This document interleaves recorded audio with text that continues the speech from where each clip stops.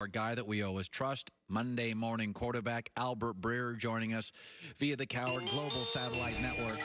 So, all right. So last week I got a guy on who I trust, and he says, listen, Burrow doesn't have a great arm. He can't make certain throws outside the hash marks.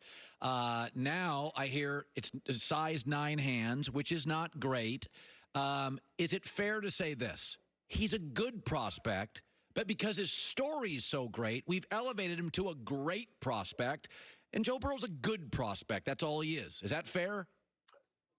I don't know, Colin. I mean, his production was so off the charts, and I think that's what a lot of teams are looking at. And really, you know, what you want to see as far as his strength, like his superpower, it's his vision and it's his ability to move in the pocket. And that's why the Tom Brady comparisons are coming up. And I'm telling you, the Brady comparison isn't just happening right now. I was hearing this from scouts back in September and October before he really blew up. And so physically, people think he looks like Tom Brady. The thing about Tom Brady is there's nothing really that special about Brady physically either, and he became a great player. So you're sort of projecting there that Joe Burrow is going to grow the way that Tom Brady grew as a pro, which, of course, is a lot to ask. But teams love him as a kid and think that his floor, at the very least, is pretty high for a #1 overall pick. Okay, so last night was very interesting.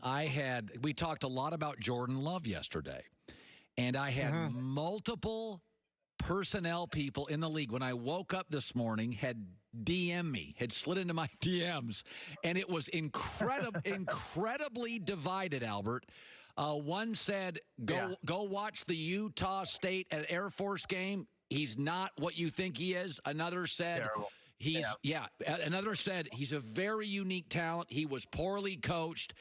You know, I don't know. I look at the size, the mobility, the arc of where the league is going. Are you hearing the listen, every draft, we got a quarterback everybody disagrees with. Is Jordan Love that guy? Well, that's why the Pat Mahomes comparison has been out there for almost a year now. He plays an unconventional way. You know, I think he's sort of an acquired taste when you watch him. And, you know, the scouts that I've talked to really are split, like you said, on him. Some see a special athlete, a guy who's got almost like this quality where he's this unmolded piece of clay. If you get around the right coaches, maybe you really have something. Other people look at it and say, turns the ball over too much. He's too loose in general with the ball. And he didn't have much production his final year at Utah State. So that part of it's really, really interesting. And I think the best way to kind of encapsulate all of this is, I talked to a couple teams way earlier in the process. I'm talking about, right coming out of the season. And they said that their belief was that there were going to be a handful of teams that were going to fall in love with Jordan Love and then kind of clam up about it, not tell anybody about their interest and hope that he falls to them, which is actually what happened with Pat Mahomes. Now, Pat Mahomes' numbers his last year at Texas Tech, much better than Jordan Love's numbers at Utah State in his last year. But there are some parallels there just in the type of athletes they are, the type of throwers they are, and, of course, in the way that the scouting community split on who they can become as pros. Okay, when you go to a combine, for you, Albert, free agency is right around the corner. Yep. So there's a lot of sourcing there that's being done. Story out today, I swear to God, there's 3,300 Tom Brady insiders. I got another one today. He wants a 2-year commitment. Jeff Darlington, who I respect, is on the he's leaving. I'm on the 98% he's staying. Can you just give us an update on Tom? Yeah. Here's the best way I can encapsulate it, all right?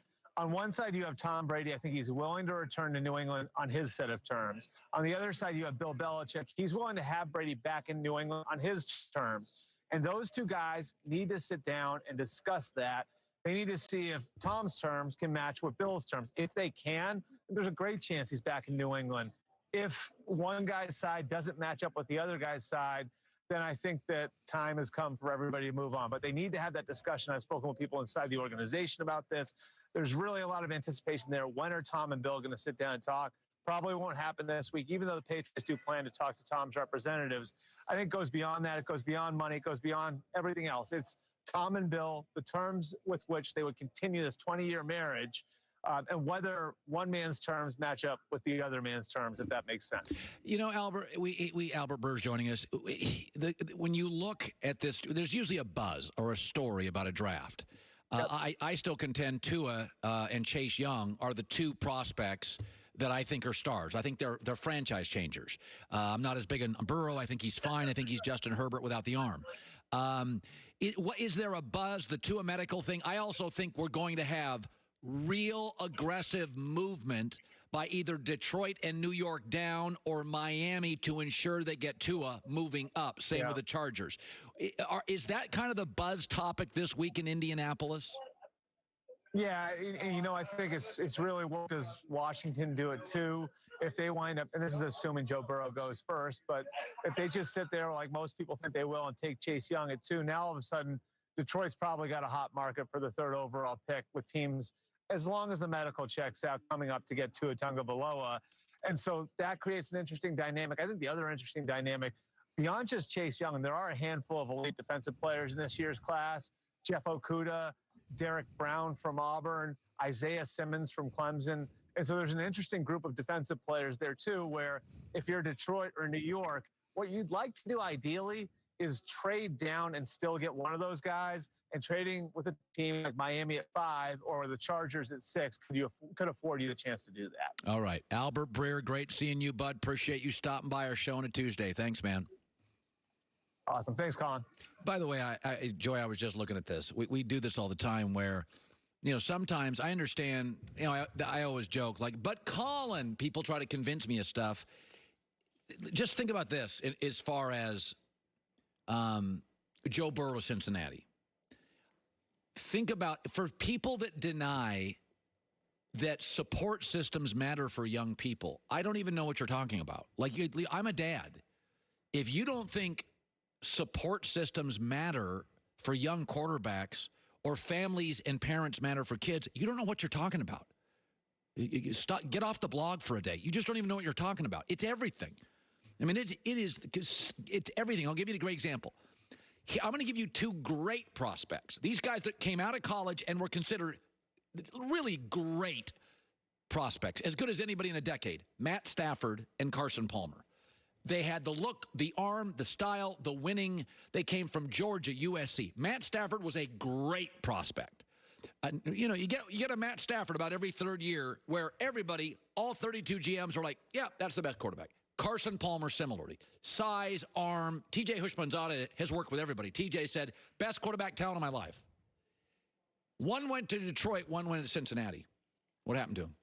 They've underachieved. They're great, but they would have been far greater.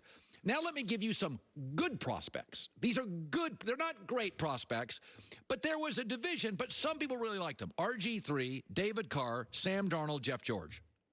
I like Sam Darnold. He's 11-15. Why? Washington, the Texans, the Jets, and the 80s Colts. Those were very good prospects. To this point, we haven't seen anything. To deny that a cheap, dysfunctional Bengal franchise could be an obstacle for Joe Burrow is nonsense. It's silliness. It's a cheap franchise. That means you don't pay as much for the better scouts, the better executives, the better coaches. Marvin Lewis stabilized this thing. I've always given Marvin Lewis and Doc Rivers credit. You have no idea how bad the Bengals were before Marvin and how bad the Clippers were before Doc. They get Hall of Fame votes off the ability to stabilize, but they were still bailing water while Doc was dealing with Donald Sterling, and, Marvin was dealing with the most dysfunctional front office, mostly in his division. So it's nothing against Joe Burrow. It's just, if you're asking me, Tua falls to Carolina or the Chargers roster or Burrow to Cincinnati, do you understand how good the defenses are in Joe Burrow's division potentially? Yeah, I mean, you need to have a franchise quarterback. You have to have that guy, but that's just the start of it. It's not the NBA where you can get LeBron James and make it to the finals, or LeBron James and he can put together pieces, or he learns how to win and can come back and win a championship. There's a whole other side of the ball that guy doesn't even participate in. There's so many moving parts in the NFL. It's one very important piece, but they need a lot more. Some thoughts on the Kobe Memorial yesterday, and once and for all, we'll put a sports debate to rest. That is coming up in hour 2. We're at the Combine, more people to come. Listen, guys, it's never a good look. You know, you go out and you don't want to tuck the shirt, and you want to look cool, but you want to be comfortable. Well, that's where Untuck It comes in, because it's not boxy. It's not sloppy. This is for tall, short, thin, wide, doesn't matter. For guys who like a casual look but want it to be a little businessy and a little refined. Untuckit.com. They offer 50 fit combination. GQ calls them perfection. So if you're 6'4" or above, 5'9" or below, little wide, little thin, that's their job. Just go to untuckit.com. The promo code is HERD for 20% off your entire first purchase. They also have 80 retail locations across America. Stop hiding your shirt with your pants. Stop hiding your pants with your shirt. Your solution to perfecting casual. That's what they do. Untuckit.com, code HERD.